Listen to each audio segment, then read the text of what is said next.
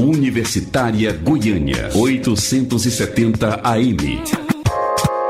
Música, informação e diversidade cultural. Emissora da UFG.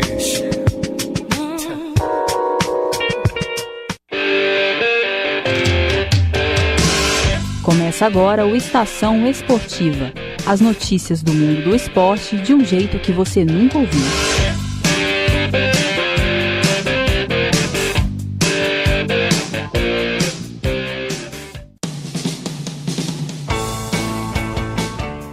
Boa noite a você ouvinte que está ligado na Universitária pelos 870 AM do seu rádio ou conectado pelo nosso site www.radio.ufg.br. Está começando agora o Estação Esportiva, uma produção dos estudantes de jornalismo da Universidade Federal de Goiás. E quem vai estar com você nesse início de noite de terça-feira sou eu, Tandara Reis, hoje acompanhada de Mariana Siqueira. Boa noite, Mariana. Boa noite, Tandara. E no programa de hoje você confere um boletim especial sobre Magic Johnson, aniversariante do dia. Você vai conferir também as notícias sobre a Série A e B do Brasileirão. E, além disso, vamos trazer as principais notícias do que está acontecendo no futebol goiano. Tudo isso e muito mais você acompanha na sequência do Estação Esportiva de hoje. Futebol goiano.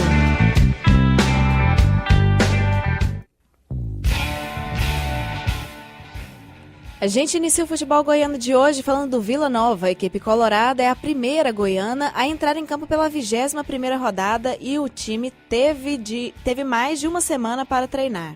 O próximo embate do Tigrão vai ser na sexta-feira contra o CRB no estádio Serra Dourada.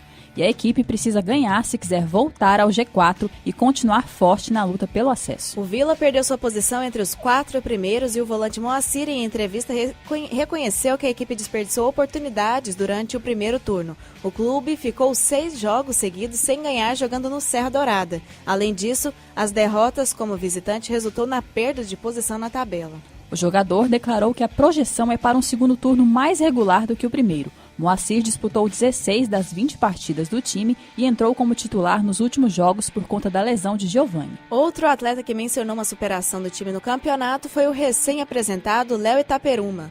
O atacante estava defendendo o Paraná e foi regularizado hoje. Na sua apresentação, o jogador declarou sobre a perspectiva para a segunda metade do campeonato. A gente espera voltar ao G4. Se eu vou estrear ou não, eu vou largar na mão do Emerson. Estou preparado. Se ele quiser contar comigo, eu vou dar meu máximo, como eu sempre dei em toda a minha carreira. Mas a sexta-feira vai ser um jogo muito difícil. Sei que o Vila não passa por um bom momento no ataque, mas eu sei que tem a melhor defesa também. Eu sei que o ataque vem ajudando muito na marcação. Espero poder ajudar no ataque, fazendo os gols e também defendendo. O importante lá na frente é que o Vila consiga a cada jogo a vitória. Sexta-feira, principalmente contra o CRB, que vai ser um jogo em casa. Que a gente consiga essa vitória e o ataque desencante de vez e comece a fazer os gols para ajudar o Vila a entrar no G4 e, consequentemente, conseguir o acesso. O atacante Léo Itaperuna tem 29 anos e chega do Paraná Clube. O jogador foi revelado pelo Fluminense, mas jogou também fora do país. Defendeu times da Suíça e da Coreia do Sul antes de voltar para o Brasil. O atleta não fez uma boa atuação no antigo clube. O time paranaense é o lanterna da Série A e os torcedores não o enxergavam com bons olhos. O atacante comentou sobre o assunto e como pode ajudar o time colorado. Vamos ouvi-lo. Para mim é um prazer imenso estar vestindo a camisa do Vila. Sei que é um time de muita tradição no estado goiano. Primeiramente, prometo dar meu máximo aqui para a gente conquistar os objetivos do clube. Esse ano trabalhei no São Bento, no Paulista. Depois, consequentemente, fui para o Paraná. No Paraná não foi uma passagem tão boa, não foi o que eu esperava, mas faz parte do futebol. Hoje eu estou aqui no Vila, meu pensamento é tentar ajudar o Vila a conseguir o acesso, que é o principal objetivo do clube. Léo Itaperuna chegou ao Vila de uma maneira um pouco menos comum. A diretoria do Colorado não divulgou a contratação antes, só nessa sexta-feira que foi anunciada a assinatura com o atleta, como foi mencionado anteriormente. Léo pode estrear nessa sexta-feira contra o CRB aqui em Goiânia. O Atlético já pode contar com uma novidade para o resto da temporada. O estádio Antônio Ascioli vai voltar a sediar os Jogos do Dragão e a estreia já está marcada para sábado. O rubro-negro estava jogando no Estádio Olímpico. Sobre o assunto, o volante Rômulo declarou se acha que a mudança vai atrapalhar. Não, de maneira nenhuma, até porque no campeonato nós enfrentamos diversos campos, né? Então, sobre gramado ou taticamente, tecnicamente, acho que não é diferença nenhuma. A única diferença é positivamente que nós vamos poder contar com o torcedor mais perto de nós. Sabemos que o torcedor é muito importante na fase do campeonato que estamos. Precisamos deles e contamos com eles em mais essa partida. O volante Rômulo tem 22 anos e chegou do Londrina. O jogador é natural de Cascavel, do Paraná. Pelo Campeonato Brasileiro Série B, esteve em 17 jogos defendendo a camisa do Atlético. E por falar na volta do Dragão para o estádio no setor Campinas, os ingressos já estão à venda. A entrada é R$ 60 e vai poder pagar meia quem tiver registrado 2 apostas pelo rubro-negro na Time Mania. E a expectativa é de grande público para a reinauguração. A diretoria informou que 40% das entradas estão reservadas para quem pagar meia. Com a reforma do estádio, a capacidade agora é de 10,5 pessoas. Quem quiser adquirir os ingressos pode fazer a compra antecipada. Os pontos de venda são o próprio Antônio Ascioli, o CT do Atlético no setor Urias Magalhães ou ainda comprar pelos sites de venda. O jogo de abertura do estádio vai ser contra o Coritiba a partir das 4h30 da tarde de sábado. E o volante Rômulo declarou sobre as expectativas para o duelo. Curitiba é um confronto direto entre nós, né? Sabemos que a camisa deles é pesada também, assim como a nossa, mas nós estamos dentro de casa, sabemos da força que o adversário tem, até porque trocou o técnico agora, e tenho certeza que os jogadores deles vão vir com muita gana também de vencer, mas nós acho que estaremos mais preparados do que eles. Primeiro é um degrau de cada vez, nós temos nossas metas a cumprir, temos nossos objetivos, que é primeiro atingir a primeira meta, que é os 45 pontos, e sem euforia nenhuma, nós vamos pensando de jogo a jogo e se Deus quiser, vamos conseguir cumprir nossas metas. A partida vai ser válida pela 21ª rodada da segundona. O Atlético ocupa a 4ª posição na tabela, somando 31 pontos e chega com a missão de se manter na zona de acesso. E agora vamos falar do Goiás. O Esmeraldino entrou no segundo turno com o pé direito. Depois de uma má fase, o Verdão se reergueu e agora disputa uma vaga entre os 4 primeiros do campeonato. E um dos nomes importantes da ascensão do Goiás na tabela é o Marcos. O goleiro entrou no jogo contra o Atlético no primeiro turno depois que o guarda-redes titular passou mal. Desde então, é o dono da posição no time goiano. E o preparador de goleiros do time, Marlos Gomes, comentou sobre os jogadores. O auxiliar afirmou que Marcos está em boa fase e que o espaço como titular foi conquistado depois de muito trabalho. Além disso, o preparador explicou também que a disputa pela posição é levada de forma saudável, tanto por Marcos quanto por Marcelo Rangel, que já está recuperado. E Rangel encarou de forma profissional a troca de titularidade. E agora falando de renovação no elenco, o time esmeraldino continua na busca por novos nomes para o ataque. Um dos nomes cogitados foi o jogador Luan, do ABC de Natal. O clube esmeraldino acompanhou o desempenho do atacante nos últimos jogos, mas mudou a negociação e não vai mais seguir em frente. O jogador vai assinar com o Paysandu e não faz mais parte dos planos do Goiás.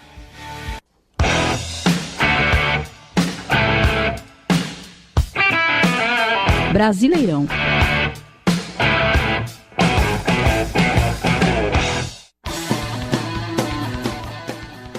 Na noite de ontem, Fluminense e Internacional entraram em campo para o encerramento da 18ª rodada da Série A do Brasileirão. A partida aconteceu no Maracanã, mas quem se sentiu em casa foi o time gaúcho. O tricolor carioca até começou melhor na etapa inicial, mas acabou perdendo uma boa oportunidade de abrir o placar com o Marcos Júnior, que parou em uma ótima defesa do goleiro Marcelo Lomba. 5 minutos depois veio o castigo. O Internacional balançou as redes após Jadson errar passe na intermediária e entregar a bola para Rodrigo Dourado, que tocou para Nico Lopes, que não desperdiçou. 1-0 para os gaúchos. Pois é, Tandara, os erros defensivos continuaram assombrando o Fluminense. Aos 30 minutos, Jonathan Alves fez o segundo gol colorado depois de um vacilo de Gilberto. Para completar, Digão também errou feio. O zagueiro afastou mal aos 45 e Nico Lopes marcou o segundo dele e o terceiro do Internacional. Os cariocas até erraram menos passes que os gaúchos, porém as falhas do Flu foram fatais. No segundo tempo, o tricolor das Laranjeiras continuou cedendo espaços e mostrando dificuldade na criação, enquanto o Inter seguiu tentando aproveitar o desespero do adversário que se perdeu depois do primeiro gol. No fim da peleja, o Fluminense se reorganizou e até conseguiu chegar com Pedro e Sornosa, porém sem sucesso. Placar final 3-0 para o Internacional. Com o resultado, a equipe de Marcelo Oliveira fica estacionada na 9ª colocação com 22 pontos. Já o Internacional segue no G4. O time colorado está na 3ª posição com 35 tentos, 3 a menos que o líder São Paulo.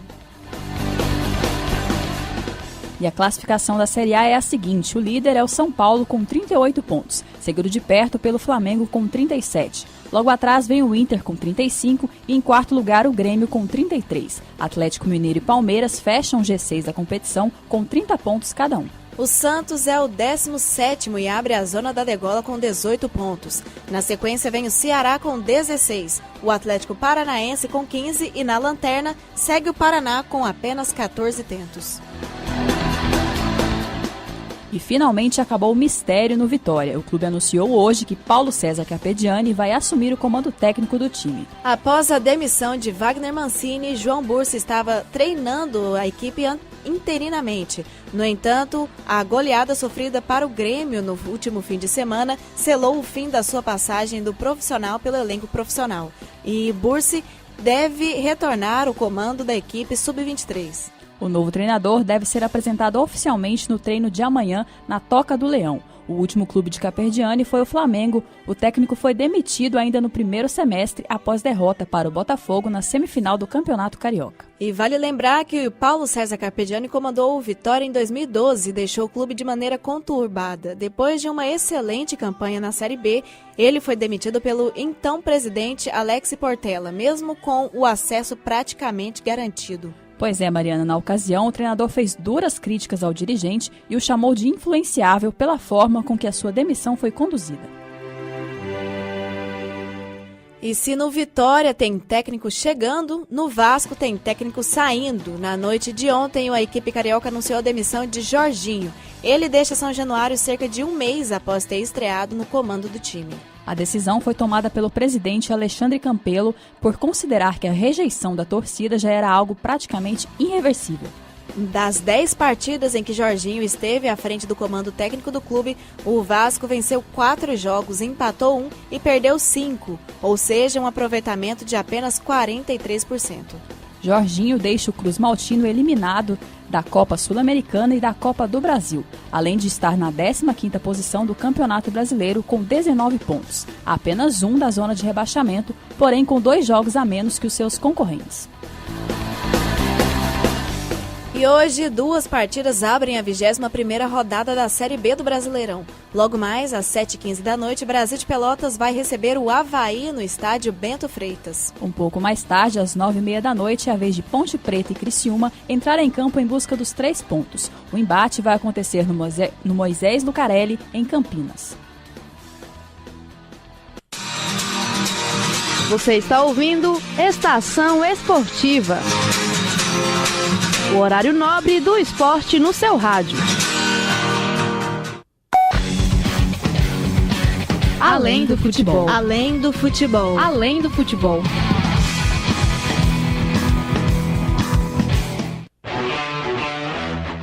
Na Universitária são 6h44. Hoje, um dos personagens mais importantes do basquete está fazendo aniversário. O jogador Magic Johnson completa 59 anos de vida. E para saber mais sobre a sua trajetória no esporte, acompanhe o boletim de Mariana Siqueira.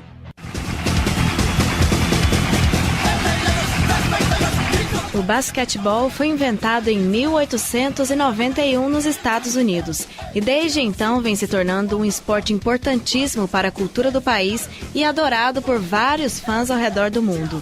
E a maior liga de basquete não poderia ser de outro lugar senão em território norte-americano. E hoje, a NBA não só é prestigiada pela sua dimensão, mas também por ser o palco de grandes atuações e ser o responsável pelo surgimento de grandes ídolos. E um deles é Magic Johnson. O jogador, que viria a se consagrar como armador dos Los Angeles Lakers, teve uma origem humilde. Nascido em Lansing, no estado de Michigan, Ervin Johnson Jr. teve que começar logo cedo a trabalhar para ajudar na renda da família e sustentar seus outros 9 irmãos. Quando criança, conciliava as horas de trabalho com a distração e, como parte do lazer, assistia aos jogos de basquete com seu pai e começou a jogar por influência da família. Seus irmãos e seus pais sempre tiveram gosto pelo esporte. No ensino médio, Johnson não quis seguir outro caminho. Se juntou ao time de basquete da escola, mas enfrentou preconceito dos companheiros que não se sentiam à vontade com um colega negro. A discordância interna não impediu que o treinador escalasse Ervin como armador. Apesar de sua altura, era muito bom com os dribles e em pouco tempo o Everett, time que participava, virou o melhor do estado de Michigan. E foi nessa época que ganhou o apelido que o definiria em sua carreira. A partir dos 15 anos, Ervin Johnson Jr. passaria a se chamar no basquete Magic Johnson. Já na faculdade, sua primeira opção não era ser um atleta e sim um comentarista esportivo, mas o seu talento nas quadras falou mais alto e o jogador revezava entre as quadras e o curso de comunicação. Quando se formou, em 79, Johnson não seguiu outro caminho, foi logo para o basquete. E a equipe que passou a ter o atleta como disposição foi Los Angeles Lakers. E no time, Magic deu início a uma respeitável e premiada trajetória. Jogando ao lado de Abdul-Jabbar, que mais tarde se tornaria o maior pontuador da NBA, Magic Johnson conquistou seu primeiro título com o clube. O ano era 1980 e o jogador estava no alto de seus 20 anos. 2 anos depois, os Lakers conquistaram o segundo título com o Mágico. Naquela época, o atleta sofreu uma lesão no joelho que o tirou de vários jogos. Além disso, o time tinha sido eliminado na temporada anterior nos playoffs e a responsabilidade caiu sobre Magic Johnson. Apesar disso, seu contrato foi renovado e o atleta de Michigan ainda ganharia muitos títulos pelo clube. Nos anos que se seguiram, os Lakers marcaram presença na disputa do título nos Estados Unidos. E a equipe alcançou o feito em 85, 87 e 88. E no ano de 91 foi dada a notícia que mudou o curso do basquete para Magic Johnson. O atleta anunciou ser portador do vírus HIV e, por isso, iria se afastar das quadras. Sua aposentadoria viria depois de 1992, quando participou das Olimpíadas de Barcelona. A ocasião deu mais uma amostra do talento de Magic Johnson. O atleta ganhou a medalha de ouro naquela edição. Além disso, os fãs de basquete puderam ver em atuação o Dream Team, que foi eleito o melhor time de basquete de todos os tempos. Contava com Michael Jordan e Larry Bird. Nos anos que esteve em atividade e até depois disso, Magic Johnson deixou sua marca na história do basquete e um grande legado. Escreveu seu nome no Hall da Fama do esporte. Está na lista dos maiores jogadores da história da NBA. Ganhou o prêmio de jogador mais valioso das finais. Tem a maior média de assistências por jogo, 11,2. E ainda foi eleito 3 vezes o melhor jogador da temporada. E fora das quadras, Johnson também desenvolveu um grande trabalho filantropo. Em 91, criou a Fundação Magic Johnson, que tem como objetivo dar apoio às pessoas que lutam contra a AIDS. Depois de anunciar a aposentadoria, o jogador voltou às quadras por algumas vezes. As partidas disputadas na temporada de 96 foram as últimas da carreira como atleta. Mas Magic Johnson ainda é lembrado no esporte pelos anos de estrelato e carrega o título de maior armador da NBA. Mariana Siqueira para o Estação Esportiva.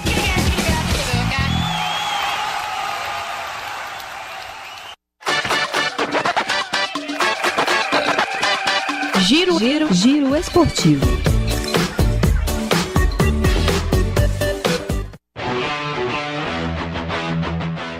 Depois de falar de Magic Johnson, vamos começar o giro esportivo falando do basquete nacional. O Brasil conquistou no último domingo o Sul-Americano Sub-21 da modalidade. A competição foi realizada na cidade de Salta, na Argentina. E para abrilhantar ainda mais a conquista, o título invicto foi obtido após uma emocionante vitória de virada sobre a seleção argentina por 84-76. Nós nos superamos aí no clássico, né? Exatamente, Mariana. E ainda falando de basquete, a seleção brasileira feminina já iniciou sua preparação para o Campeonato Sul-Americano Feminino. A competição vai acontecer entre os dias 30 de agosto e 4 de setembro na cidade de Tunja, na Colômbia. E os semifinalistas vão garantir vaga na Copa América de 2019. O Brasil é o maior campeão do torneio, com 26 títulos, e está no grupo A, ao lado de Chile, Paraguai e Venezuela. E agora, saindo das quadras para as piscinas, terminou no último domingo o Pan-Pacífico disputado em Tóquio, no Japão. A competição trouxe bons resultados para a natação brasileira. O Brasil voltou com 4 medalhas conquistadas. Ouro no revezamento 4 por 100 metros nado livre masculino, prata nos 200 metros borboleta e bronze nos 100 metros borboleta e nos 100 metros peito. Tá aí uma geração promissora para nossas Olimpíadas de 2020, né? Isso. E o fim de semana foi de história nas quadras de tênis. Pelo Mundial de Beach Tênis por equipes, o Brasil se sagrou campeão ao bater a Itália por 2-0 em final disputada em Moscou. E já pelo Master 1000 em Toronto, na final, Rafael Nadal superou o grego Stefanos Tsitsipas. O espanhol não teve muita dificuldade para superar o Guga grego. Devido à semelhança física com o tenista brasileiro, o atleta ganhou o tal apelido aí de Guga grego. O jovem Stefanos chegou à decisão depois de 4 vitórias sobre jogadores importantes no cenário mundial aí do tênis: o Novak Djokovic, Dominic Thiem, Alexandre Zverev e Kevin Anderson. Na final do Masters 1000, Nadal soube segurar o rival nos momentos importantes para conquistar o 80º título de sua carreira profissional. E foi com um triunfo por 2-0, com parciais de 6-2, 7-2, em 1 hora e 41 minutos. Já na final do WTA de Montreal, deu a lógica, viu, Mariana? Simone Halep segue absoluta no circuito feminino. A tenista superou a dor e as bolhas nos pés para derrotar sua adversária. Pois é, foram sets difíceis, né? E no domingo, a campeã do Roland Garros e atual número 1 do mundo conquistou o 18º título de WTA da carreira, ao derrotar a norte-americana Sloane Stephens por 2-1, com parciais de 7-6, 3-6, 6-4 em 2 horas e 40 minutos de confronto. E agora vamos falar um pouco do esporte do nosso estado. O Goiás voltou a se destacar no Taekwondo Nacional. No Campeonato Brasileiro realizado no último fim de semana, os goianos brilharam nas categorias Master e Adulto. O evento aconteceu no Parque Olímpico do Rio de Janeiro e a competição reuniu mais de 300 atletas de todo o país. No adulto, o Goiás foi vice-campeão, ficando atrás de São Paulo. O destaque da categoria ficou com Valéria Rodrigues, que alcançou o lugar mais alto do pódio.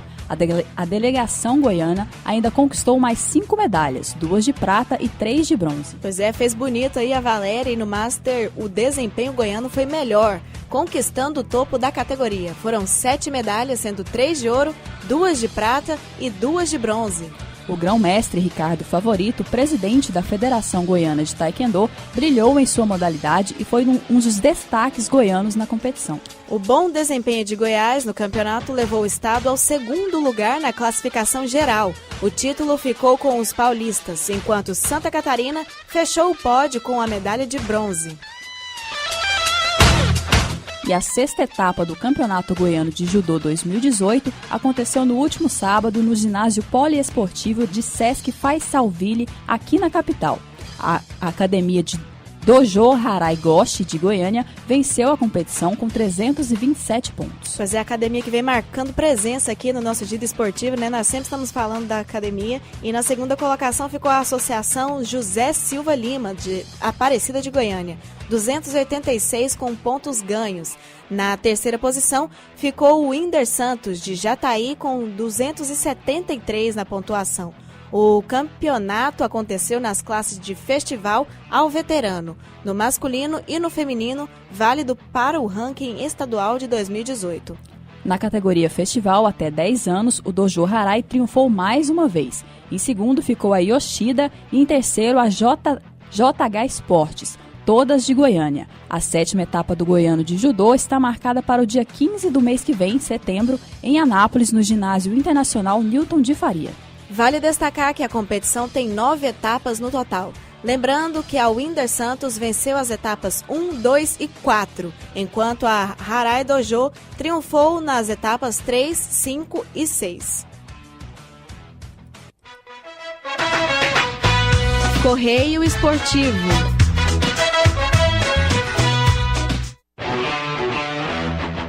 O Correio Esportivo de hoje veio diretamente lá de Minas Gerais. Vamos ouvir o depoimento de um torcedor do Cruzeiro sobre o momento que foi marcante para ele no futebol. Dizem que somos loucos da cabeça. Meu nome é João Paulo Ribeiro, moro em Unaí, Minas Gerais, sou torcedor do Cruzeiro Esporte Clube. E todos os jogos do Cruzeiro, para mim, são marcantes. Eu jogo junto com o time, brigo com o juiz, fico bravo quando o time vai mal. Mas na minha vida, o jogo que eu assisti do Cruzeiro que foi mais emocionante foi a final da Copa do Brasil contra o Flamengo ano passado no Mineirão. Depois de toda a tensão que foi o jogo de ida, o Flamengo fez 1-0 com gol impedido e o Cruzeiro empatou no final do jogo. Teve o jogo de volta em Belo Horizonte. E antes do jogo começar, eu já estava tenso. E durante os 90 minutos, cada gol que o Cruzeiro perdia, cada defesa que o Fábio fazia, era um sofrimento. Naquele último lance, quando o atacante do Flamengo, Paulo Guerreiro, chutou uma bola da entrada da área que o Fábio defendeu para escanteio, quase tive um infarto e nem imaginava que a tensão maior estava por vir, que era nas cobranças de pênalti. Em cada cobrança, eu ficava em frente à televisão, de joelhos, pedindo a Deus que o Fábio defendesse pelo menos uma. Até que na terceira cobrança do Flamengo, o Diego chutou a meia altura e o Fábio defendeu. Naquele momento eu só queria comemorar, já tinha certeza que era campeão. Era só esperar o Thiago Neves converter a última cobrança e comemorar o quinto título do maior de Minas na Copa do Brasil. E mesmo assim, não deixou de ter uma emoção, porque no momento da cobrança, o Thiago Neves escorregou, mas mesmo assim a bola entrou. Eu não sabia se comemorava, se agradecia pelo título, mas a alegria era tão grande que até hoje, quando eu lembro daquele dia, eu me arrepio só de falar. E o futebol fez parte da minha vida desde criança, mas essa foi a maior emoção que eu tive como torcedor do Cruzeiro.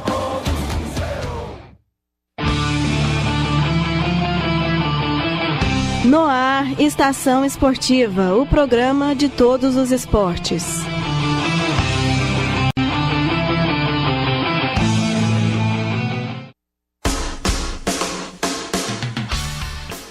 Na Universitária são 6 horas e 58 minutos e com o depoimento desse torcedor chega o fim a Estação Esportiva dessa terça-feira, dia 14 de agosto de 2018.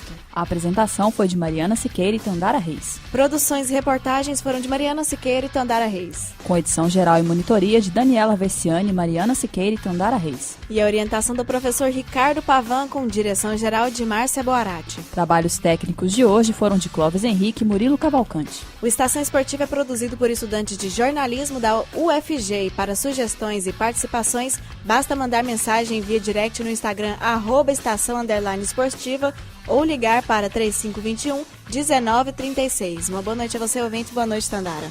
Boa noite, Mariana, e boa noite para você, ouvinte. O Estação Esportiva volta amanhã às 6h30 da noite. Na sequência, você fica com o programa A Voz do Brasil. ZYH 754, 870 kHz, AM. Rádio Universitária, Goiânia. Emissora da UFG.